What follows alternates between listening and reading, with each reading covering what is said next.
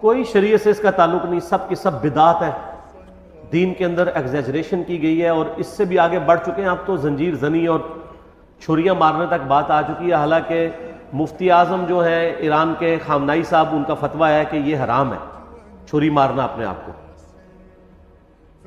لیکن آپ کو پتہ ہے انڈیا پاکستان بنگلہ دیش میں جو شیعہ ہیں، یہ تو شیعہ ہے ہی نہیں ہے، یہ تو ذاکرین کے فالورز ہیں، کوئی علمی شغف ان کا ہے نہیں ہے۔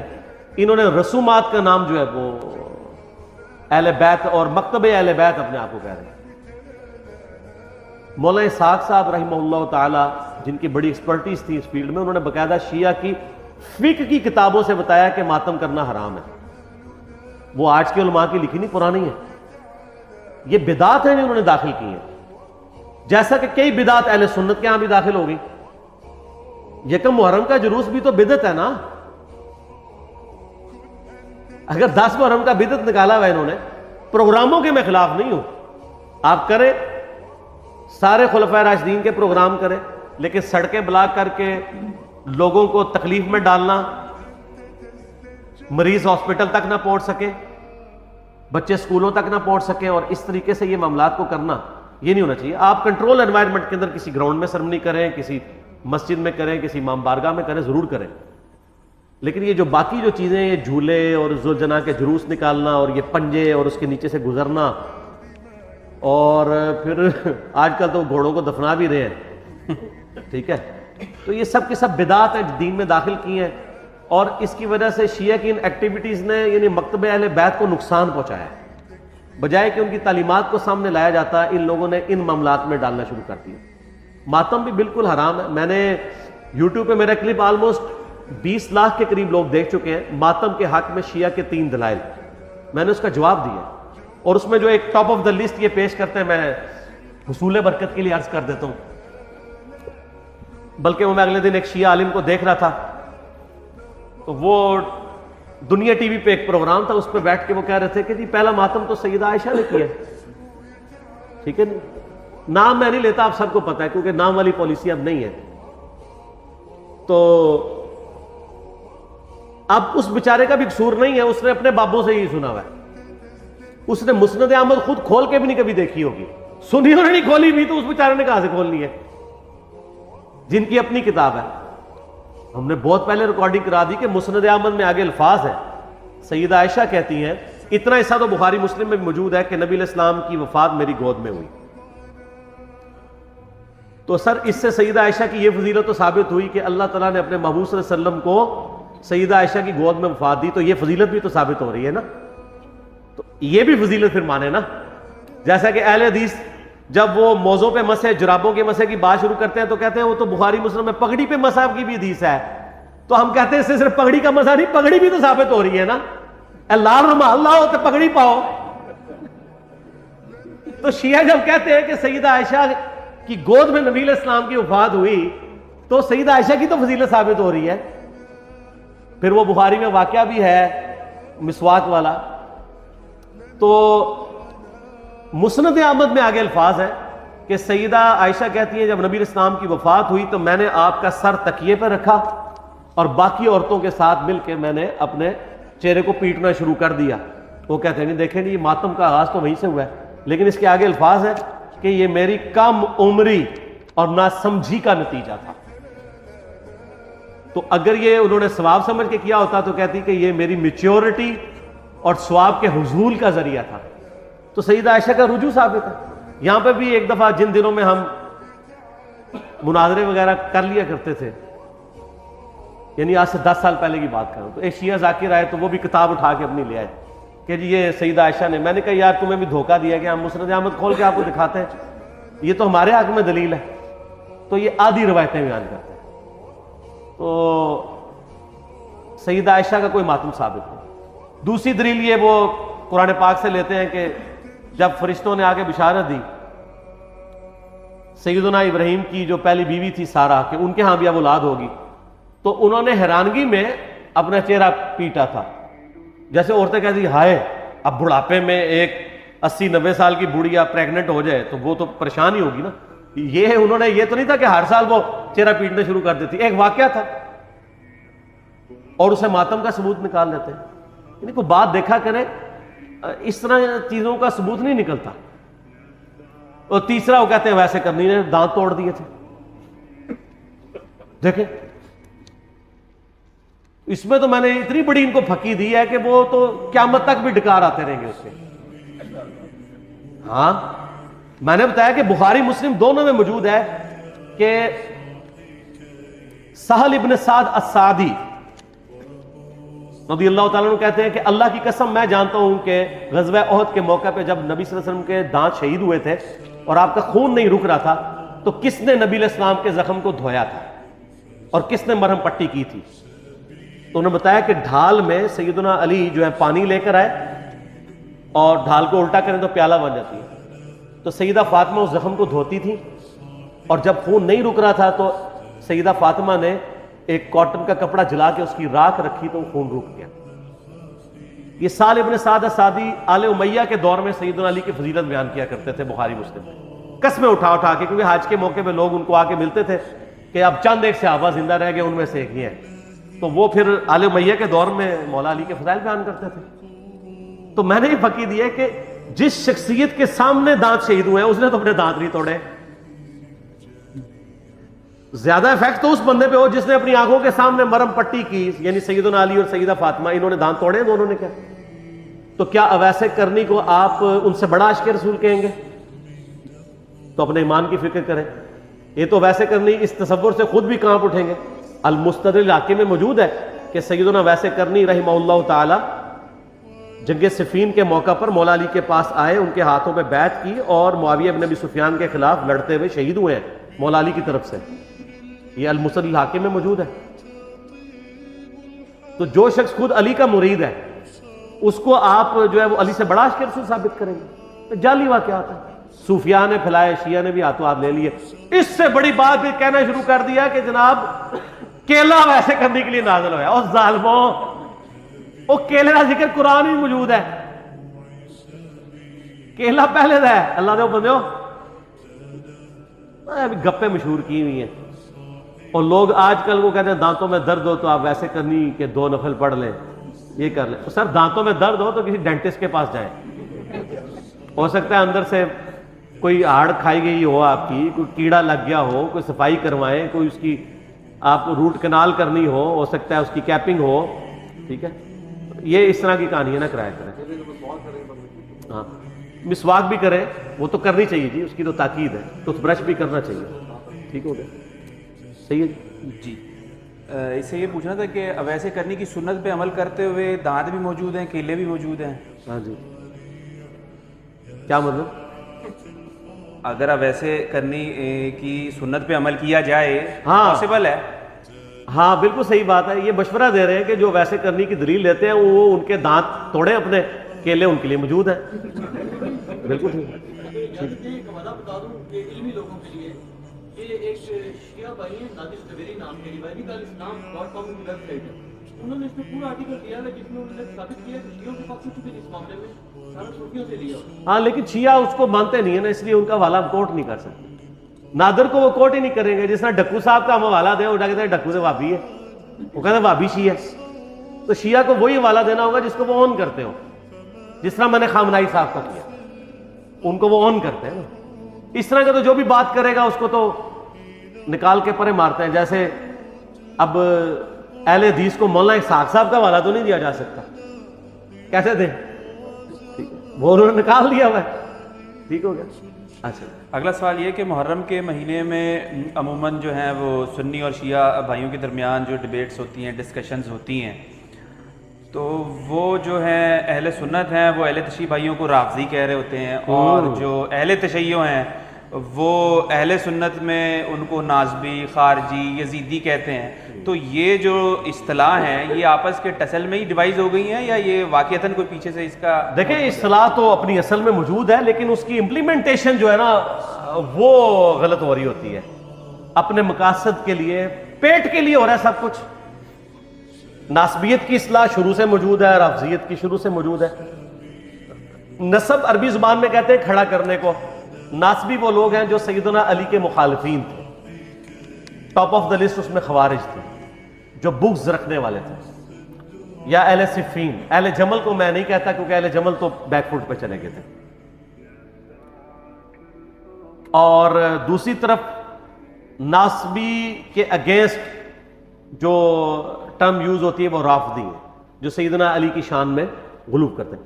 ظاہر ہے سر جب آپ 60 سال تک ممبروں کے اوپر سیدنا علی پہ لعنت کروائیں گے تو دوسری طرف سے بھی ریونج آئے گا, وہ حضرت علی کو بڑھائیں گے اور پھر وہ ہر اس بندے کو رگڑے میں لے آئیں گے جس سے آپ محبت کریں گے. جیسا کہ غلام احمد قادیانی دجال کرتا تھا, جس سے اس کی لڑائی ہوتی تھی نا, اس کے بزرگ کو گالیاں دیتا تھا چاہے وہ اس کا اپنا بزرگ بھی ہو. یعنی مجھے بتائیں اگر ہمارا عیسائیوں سے دشمنی ہوگی تو کیا ہم حضرت عیسیٰ کی توہین شروع کر دیں گے؟ لیکن قادیانی چونکہ اس کا ذہنی توازن ٹھیک نہیں تھا وہ یہی کام کرتا تھا. میں نے پچھلے دنوں میرا جو ایک کلپ چڑھا ہے غلام احمد قادیانی یزیدی, اس میں میں نے حسین ابن علی کی جو اس نے گستاخیاں کی ہیں وہ دکھائی ہیں.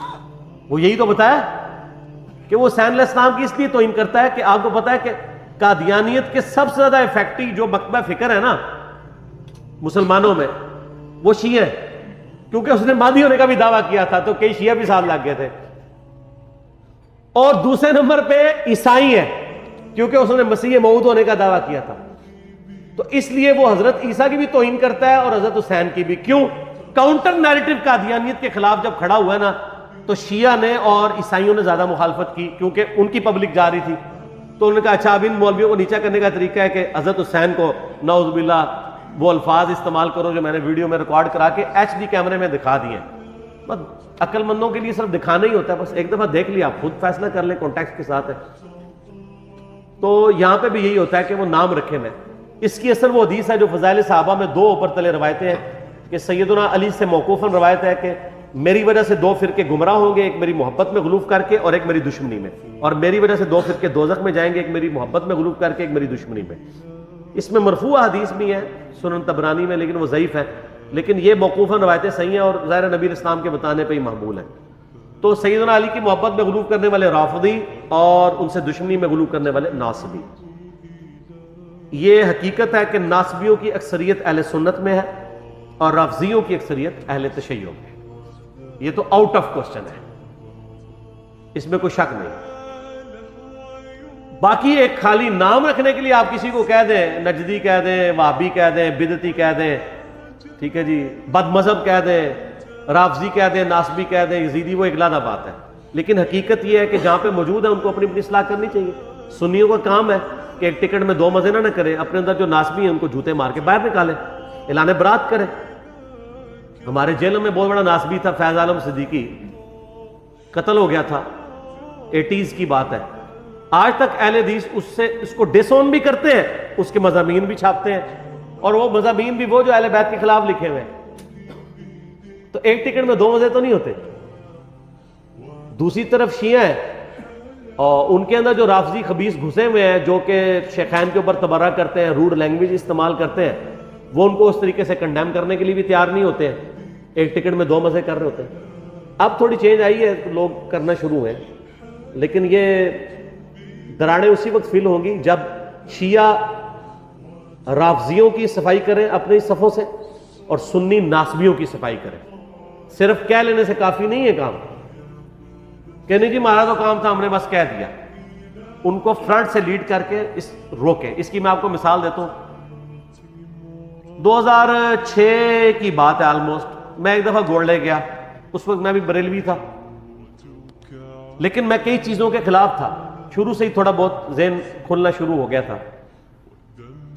تو وہاں کے جو مفتی تھے میں نے ان سے کہا کہ یہ یہاں پہ عورتیں آ کے بے پردہ عورتیں یہاں مزارات پہ آ رہی ہیں, ان کو آپ منع کیا کریں. ان کا جی ہم نے وہاں بورڈ لکھ کے لگا دیا ہے نا, اور کیا کریں, بورڈ لکھ کے لگایا ہوا گاؤں کی عورتوں کے لیے, ان کو پڑھنا بھی نہیں آتا. میں نے کہا صرف یہ کافی ہے, آپ ان کو روکیں بائی فورس, قبر تک پہنچے ہی نا, وہاں مرد کھڑے کر دیں, اندر آنے ہی نہ دیں. لیکن وہ چاہتے بھی نہیں, اندر آئیں گی تو چندہ دیں گی نا. غریب غریب عورتیں بوڑھی بوڑھی اپنے دوپٹے کھول کھول کے اس میں سے 5-5 روپے کے سکے بھی, وہ پیرے وہاں پیر بیٹھے ہوتے ہیں ان کو پکڑا رہی ہوتی ہیں, اور وہ بھی ایسے بے شرم وہ پکڑ لیتے تھے, 5 روپے بھی واپس نہیں کرتے تھے. تو پھر میں نے ان کو اس وقت ایک پھکی دی. بریلویت کے زمانے میں بھی پھکی میں دیتا تھا.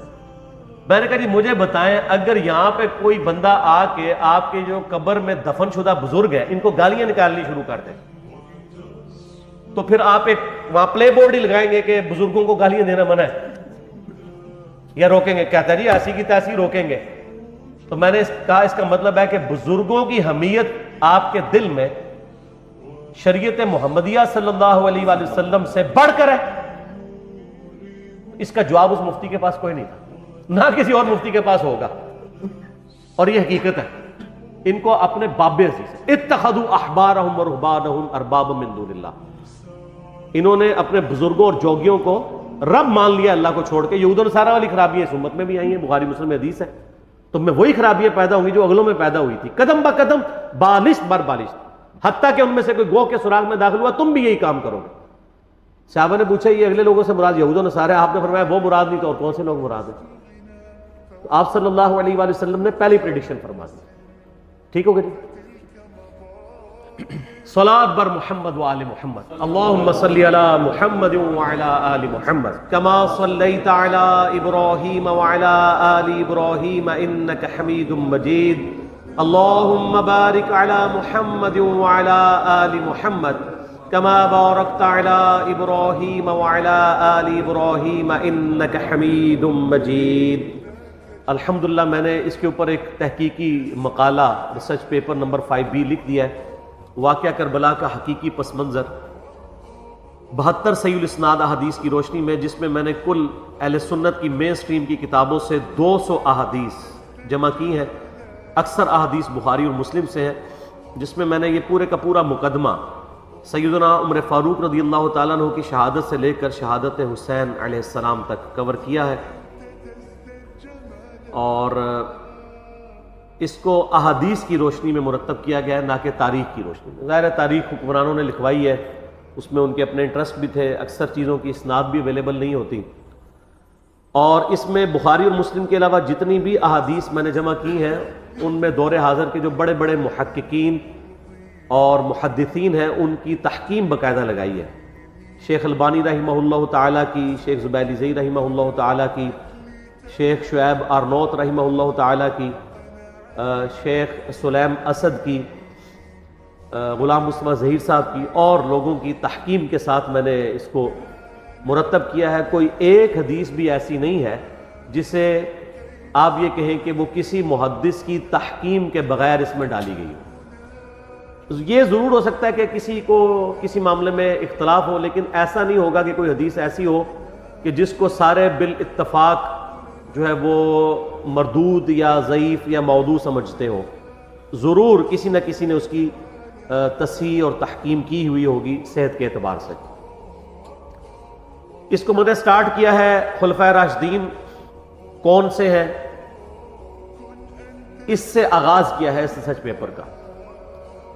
اس کے بعد پھر میں نے جو جنگ جمل صفین اور نہروان ہوئی، شہادت عثمان والا ایشو ہوا، اس کو کور کیا ہے، صلح حسن کو کور کیا ہے، یزید کی ولی عہدی کو، اور الٹیمیٹلی سیدنا حسین ابن علی رضی اللہ تعالی عنہما وعلیہم السلام کی مظلومانہ شہادت کو صحیح الاسناد احادیث جو اہل سنت کی کتابوں سے ہے اس سے کور کیا ہے الحمدللہ.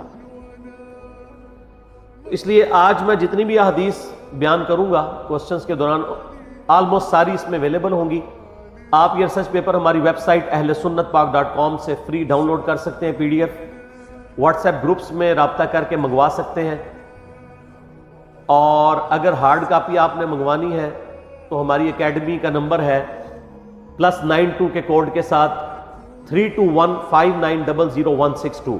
پاکستان سے کریں گے تو 032159000162.